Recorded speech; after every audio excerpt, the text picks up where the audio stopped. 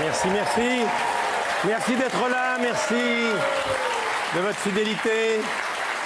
Vivement dimanche prochain commence. On va passer plus d'une heure ensemble. On va s'amuser, on va réfléchir. On va vous donner envie d'aller au théâtre, de regarder la télévision. On va commencer par un grand médecin, un des pères de la chirurgie cardiaque pour enfants, Alain Deloche, qui vient de prendre sa retraite. Il a été pendant longtemps le président de la chaîne de l'Espoir. C'est aussi un bâtisseur. Il publie un livre passionnant où il retrace son parcours, Médecins du monde, Médecins sans frontières, la chaîne de l'Espoir, mais aussi ce qu'est devenu l'humanitaire aujourd'hui. Voici le professeur Alain Deloche.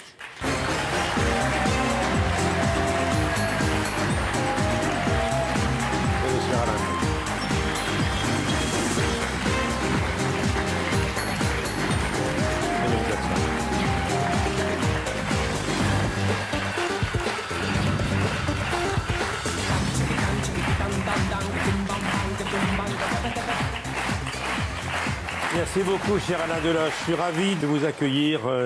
Quand je vois votre palmarès, si j'ose dire, pour employer le langage des sportifs de haut niveau, ancien chef du pôle cardiovasculaire à Pompidou, cofondateur de Médecins sans frontières, Médecins du monde, la chaîne de l'Espoir, et puis aussi un bâtisseur. Ah oui, oui, bâtir, c'est, vous savez, bâtir un hôpital dans un pays de misère, il n'y a pas plus beau. Parce que qui dit bâtir, dit former. Nous, on essaye de bâtir et de former pour l'avenir. Alors, la chaîne de l'Espoir, elle est née comment ? Elle n'est pas née par une réflexion sur des statistiques, non, par des rencontres. Souvent dans l'humanitaire, c'est une femme qui, en 1988, est venue m'apporter un dossier d'un enfant sénégalais et une facture d'hôpital pour un autre enfant. Et j'ai dit, Madame Rouget, elle s'appelle Madame Rouget, femme de cœur, j'ai dit, écoutez, pourquoi on ne crée pas une association dédiée à ces enfants qui n'ont, au départ, la seule solution, c'était de les faire venir en France. Alors, 25 ans après ou un peu plus, près de 4000 enfants sont venus en France.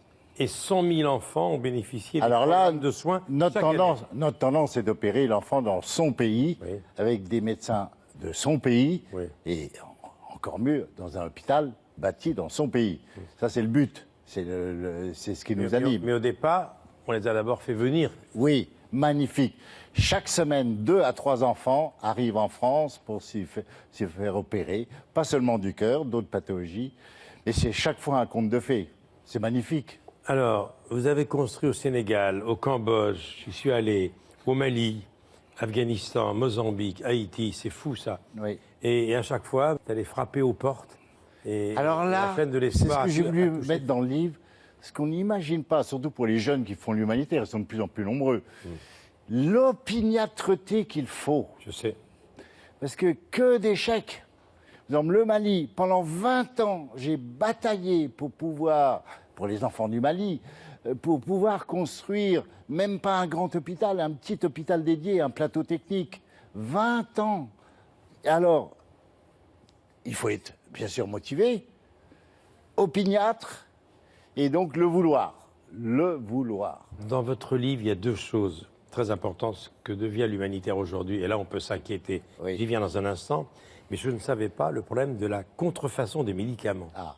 C'est-à-dire que tout est parfaitement imité, mais la substance est de la farine. Oui. Résultat, un trafic de 200 milliards d'euros par an. Inimaginable. Un fléau. Vous vous rendez compte, vous arrivez avec des médicaments qui sont des faux. Vous prenez de la farine. C'est incroyable. Et donc, alors qu'il y a un enfant malade, cardiaque ou autre, c'est vraiment lutter contre ce fléau, c'est terrible. L'Afrique est la principale victime.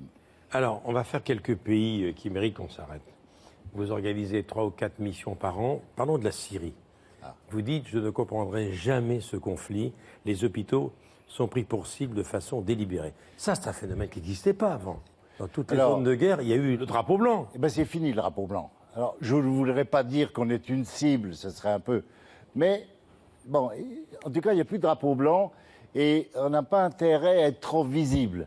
Alors, l'ennemi est invisible.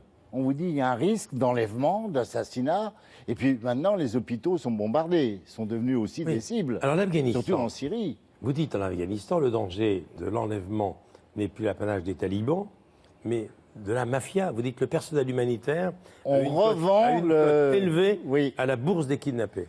Oui, c'est ce qu'on m'a expliqué. C'est-à-dire qu'on a une cote dans l'enlèvement. Incroyable. Alors, quand même, il faut se le dire, des volontaires continuent d'aller à Kaboul, d'aller dans ces pays de zone rouge, avec des précautions, bien sûr, de sécurité. Mais notre devoir, c'est de ne pas abandonner tous ceux qui attendent tout de nous. Alors, on parle de la chaîne de l'espoir. Oui. On va parler de Mireille, Ouais. Mireille d'Arc, qui nous a quittés dans des conditions tragiques. Oui. Paul Naon, que vous connaissez bien, qui est très proche de vous, Oui. me rappelle que la chaîne de l'espoir vient de créer un programme enfants à cœur, Mireille d'Arc, en faveur des enfants cardiaques. Il faut savoir que Mireille d'Arc était très proche de vous pendant des années. C'était pendant plus de 15 ans notre marraine de cœur, mais plus que ça, c'était le maillon fort de notre chaîne. Et maintenant, c'est le maillon manquant et on ne s'en remet pas. Et la chirurgie cardiaque, elle l'a connue elle-même. Hein. Elle l'a connue elle-même et quand elle voyait ses enfants cardiaques en consultation, c'était d'une très très grande émotion. Alors, Pascal Després, Éric Chesson et moi-même avons décidé de faire ce programme dédié aux enfants cardiaques qu'on appelle Enfants à cœur pour continuer ce qu'elle voulait faire. J'en profite pour dire que le mardi 28 novembre, France 2 diffusera à 22h55 l'émission Infrarouge, avec notamment un document inédit de Mireille d'Arc, Excision Oui. ou Le plaisir interdit. C'est son dernier document. Et toute la soirée, un hommage à Mireille. On rediffusera l'ensemble de ses autres documents, Les femmes sans abri, Pardonner, Voyager vers l'inconnu, bref, rencontre, etc., co-réalisé par Nathalie Amsalem. J'ai 2 livres pour vous, professeur. Ah. Martin Hirsch, que je ne vous présente pas. Mon patron. L'hôpital à cœur ouvert, directeur de l'assistance publique Hôpitaux de Paris. C'est une réflexion sur la santé, notre système de santé. Est-ce qu'il est menacé?